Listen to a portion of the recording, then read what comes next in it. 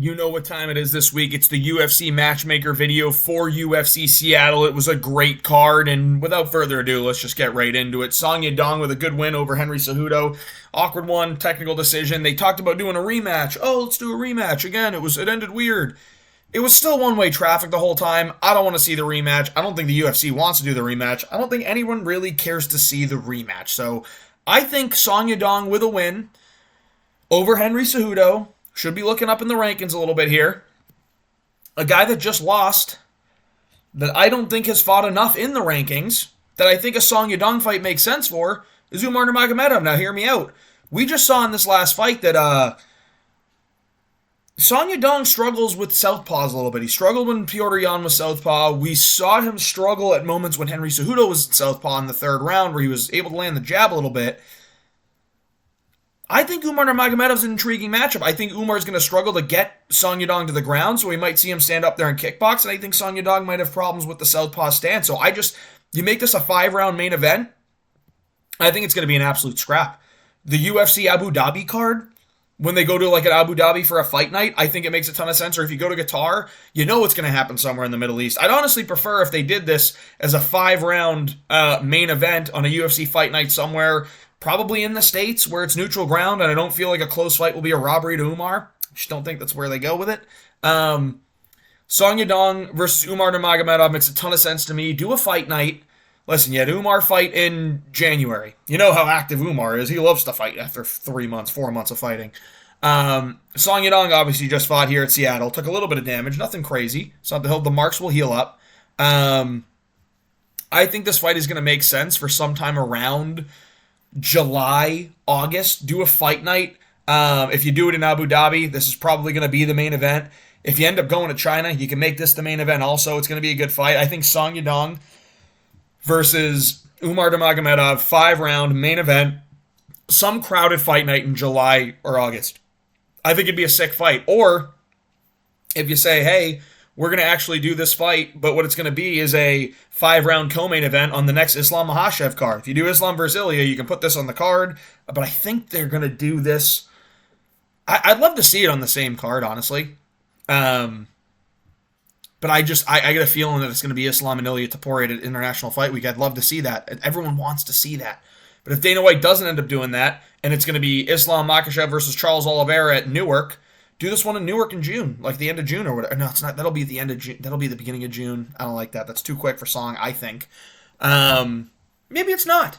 Song Yadong, Umar Nurmagomedov, fight night main event, in front of a crowd, July. I think it makes a lot of sense. Moving on, Henry Cejudo. Honestly, you could do this in Louisiana on the Poirier card as like 5-round co-main. That'd be fucking sick. No, because I don't know what they're going to do in Louisiana, if it's pay-per-view or fight night, but we'll see. Henry Cejudo, listen, he may want to retire. He may want to keep fighting. I don't know. If he does fight again, the only thing that makes sense to me for him right now, dude, Jose Aldo, Legends fight. Let's see this happen when the UFC goes to Brazil. Make this fight happen. Co-main event. You can do it if you want to do the main event, you can do the main event, but I don't know that Aldo really wants to go fucking 5 rounds, if I'm going to be real. I think Jose Aldo versus Henry Cejudo is a fucking sick fight that we haven't seen yet, that we need to see. Can Cejudo get it to the ground, or can Jose Aldo's takedown defense remain almost fucking perfect? This is a great fight. We wanted to see it for so long. I say make this fight as early as July, August as well. Like, Cejudo took some damage from the eye poke, but it's not like he took a tremendous amount of damage. He's going to be able to get in there and fight again soon. He's probably going to want to, if he does want to fight. He's probably going to want it to be sometime around the August timeframe now. We may see Jose Aldo get a win and then have this fight at like December. I'm cool with that as well, but make this fight happen. Co-main event of some fight night card, it would be sick. Henry Cejudo, Jose Aldo, this is the fight that needs to be made. Moving on, Anthony Hernandez got a win. If you watched the matchmaking video last week, you know exactly who I want him to fight. Jared Cannonier, ranked number 7. Anthony Hernandez was ranked number 12. He's probably going to go up to like 9 now. The number 7 versus 9 ranked in the UFC fighting each other, both coming off wins one in a main event, one in a co-main event. But Anthony Hernandez does have a pretty good win streak going right now. Beat Mikel Pereira, beat Brendan Allen, beat Roman Kopylov, all within the span of like a year. So I think it makes sense to do Anthony Hernandez, Jared Cannonier, fight night main event, somewhere in front of a crowd. I think it's a sick one. They'll probably do the Apex because that's what they fucking do, but it should be in front of a crowd. I think it'd be good. Do this fight sometime, and Cannonier took a lot of damage. Hernandez was not feeling well going into this fight, and he's not opposed to taking some time off, as we've seen. Again, August, main event. September, main event. This is a good fight. Let's make it happen. Brendan Allen. There's only one fight that I'm interested in for Brendan Allen. Honestly, I would actually be interested in a Bo Nickel fight, but that's not what I'm going to make. I think Brendan Allen should be looking to fight in a grudge match. A matchup that's coming up next week is Marvin Vettori versus Roman Dolidze. I don't even care who wins that fight. It should be Marvin Vettori versus Brendan Allen. These two were supposed to fight. It didn't end up happening. It ended up being Brendan Allen versus Chris Curtis because Vettori had to pull out. I think Brendan Allen versus Marvin Vettori is a great grudge match. These two don't like each other. They fought in a casino. Let's have them fucking fight in the cage. Brendan Allen, Marvin Vettori, main card of some pay-per-view. This would honestly be sick. It'd be great to have at a press conference with them yapping back and forth. Dude, whenever Dricus and Hamzat end up fighting, put this as like the feature fight. Put this as like the main card opener. Something along those lines. Fourth fight down. Brendan Allen, Marvin Vettori. Make it happen. Rob Font. Good win over Gene Matsumoto. It was a close fight. You look at the rankings, he's fought the Cheeto Veras, he's fought Jose Aldo, he's fought a lot of these other guys where you're like, dude, who do we put him up against next? You're not just jumping him to like a Sandhagen fight again. He doesn't deserve a shot at like Umar. He's not going to be fighting Marab for the title, obviously. He's probably, Fig and Sandhagen are literally already booked. Like, what do you do? Piotr Jan? No. I think it should be Rob Font, Mario Batista.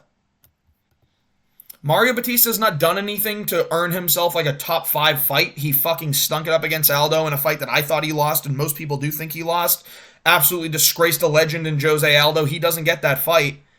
I think it should be Mario Batista versus Rob Font. See how he does. Try and redeem himself. If you make it fucking boring again, dude, you know that the UFC isn't going to give you any favors. I don't think they should be doing him any favors here. Rob Font. Mario Batista. Could be tricky for Mario Batista. He could end up smudging it up again, and at that point, you know you're like, we're done. We're not fucking giving you top contenders if you're going to fucking stink it up. So Mario Batista, Rob Font makes sense to me. Number 9, I believe, and number 10 in the ranking. So this is the fight to make, in my opinion. Put this as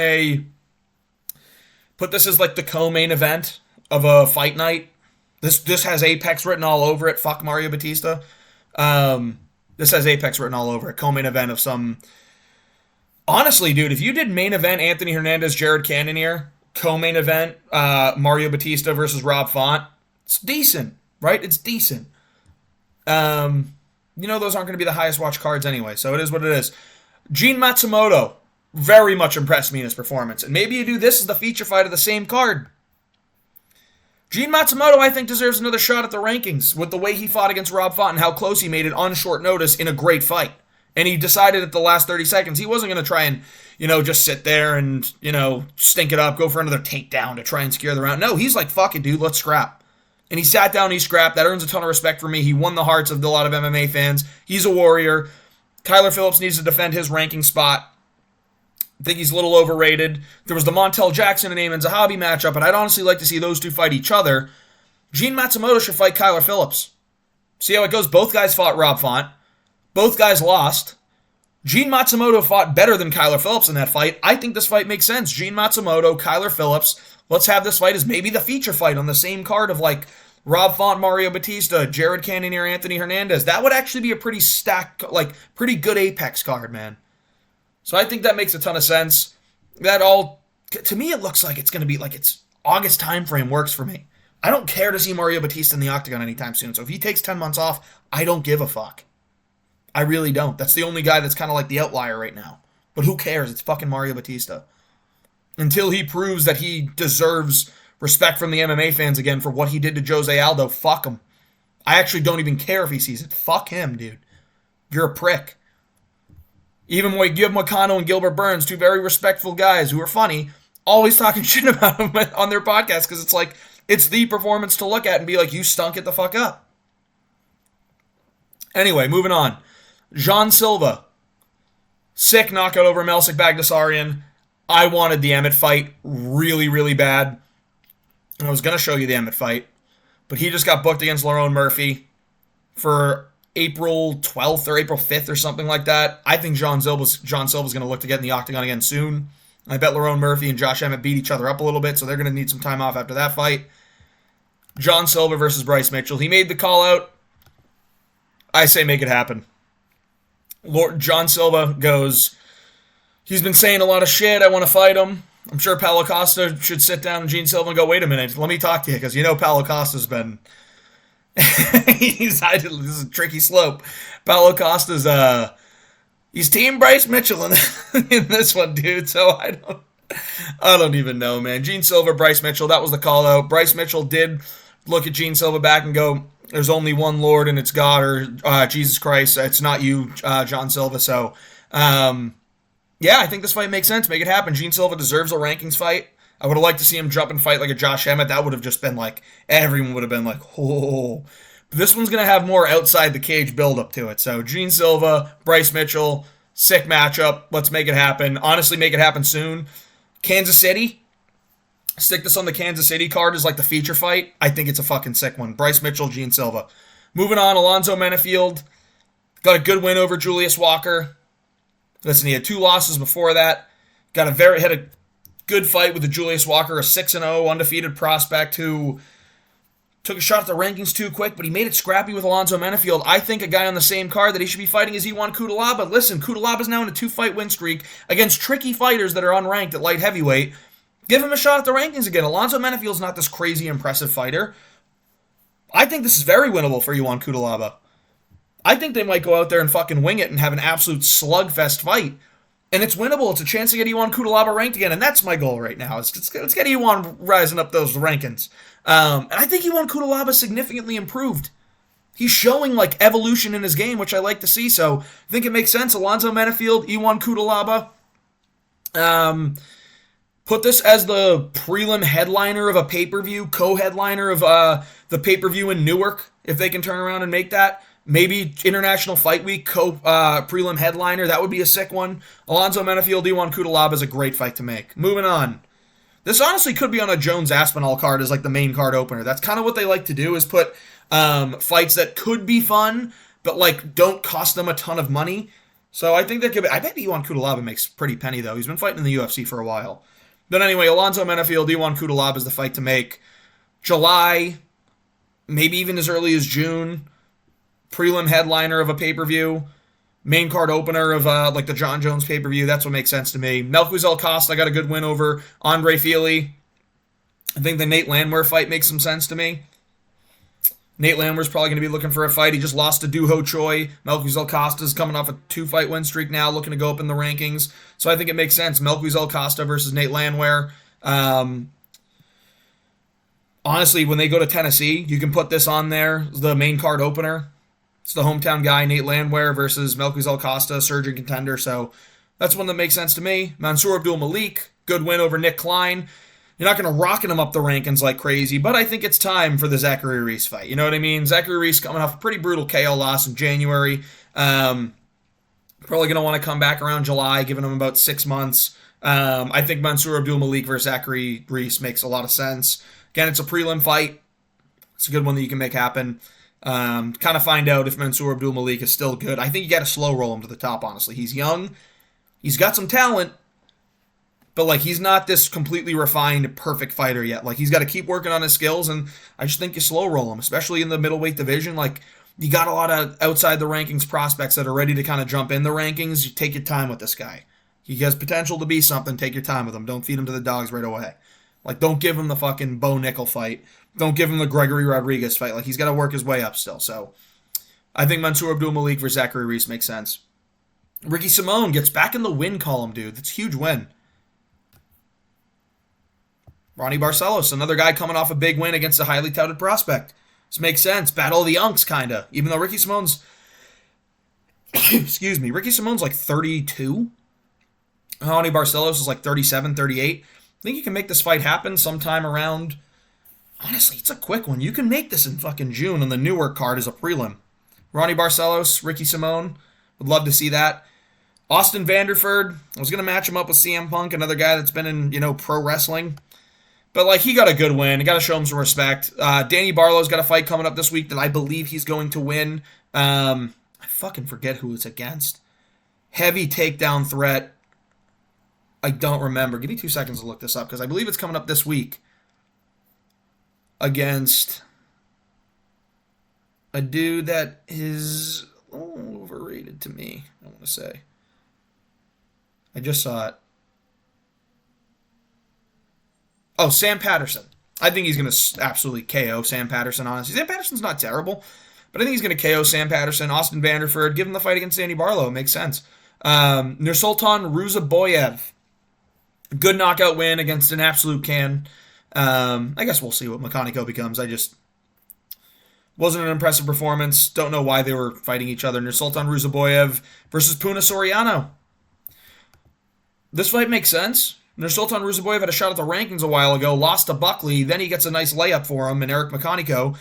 Punahele Soriano's been putting in work at welterweight, wins over Miguel Baeza, Uros Medic. I think Ruzaboyev and Puna Soriano make sense. It's a good fight. It's a good one that you can add to like a prelim headliner of a Apex Fight Night card. You can honestly put this on the main card of a fight night. I'm totally cool with that. Nursultan Ruzaboyev, Puna Soriano. Dude, let's do this in Kansas City, honestly. Quick knockouts for both guys. I think it makes sense. Now, Modestas Bukauskas. Good win over Sarkaria. Gets a first-round knockout. He's got himself a little win streak. Also has a win over Prachnio. I think Dustin Jacoby. One more fight, get a win, and then you can go to the rankings. If Jacoby wins, he's got 2 fights in a row over Petrino and Bukauskas. They get a shot at the rankings. This kind of works out pretty well. Modestas Bukauskas, Dustin Jacoby. These guys haven't fought yet. Similar spots where they are in the UFC right now. Yeah, I think it makes a lot of sense. This is the UFC Fight Night Seattle matchmaking. Hope you enjoyed the video. If you did, please like and subscribe.